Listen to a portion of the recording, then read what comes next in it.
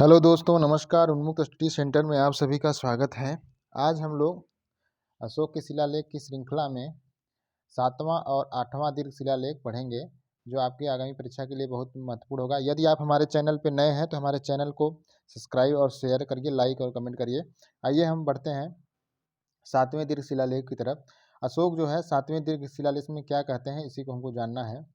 अशोक 7वें दीर्घ शिलालेख में कहते हैं, देवताओं के प्रिय राजा पीयदस्य कामना करते हैं कि सब संप्रदायों के लोग सब जगह निवास कर सकें। सब संप्रदायों के लोग सब जगह निवास कर सकें, क्योंकि सब संयम और चित्त की शुद्धि चाहते हैं।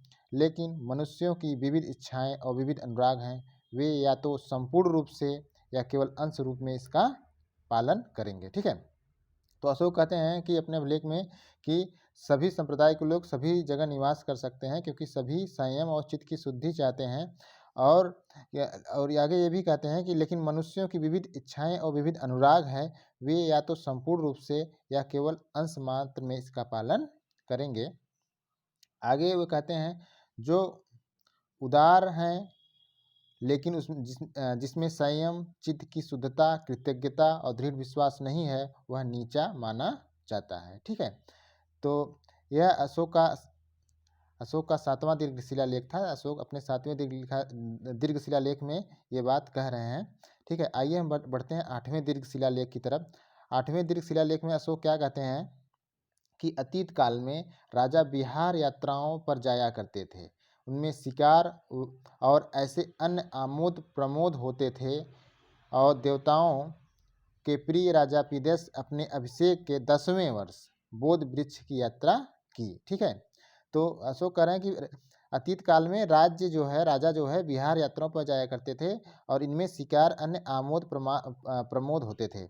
लेकिन देवताओं के प्रिय राजा पीयदस्य जो है अपने अभिषेक के यानी अपने राजगद्दी पे बैठने के 10वें वर्ष बाद बोध वृक्ष की यात्रा की। किस वर्ष? 10वें वर्ष बोध वृक्ष की यात्रा की। उस समय से धम्म यात्रा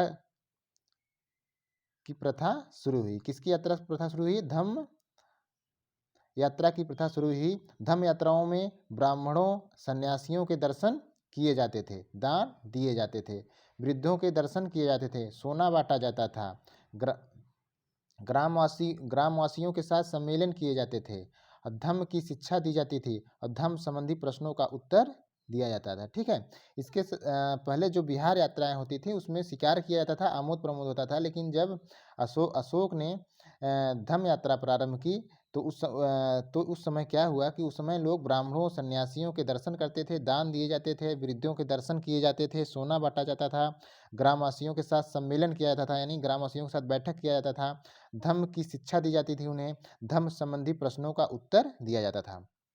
ठीक है, देवताओं के प्रिय राजा पीयदस्य को अन्य सभी आमोद प्रमोदों से ज़्यादा इसमें आनंद आता था। ठीक है, तो जो राजा पीयदस्य हैं यानी अशोक हैं, उनको इन आमोद प्रमोदों से ज़्यादा इन सब चीज़ों में उनको आनंद आता था।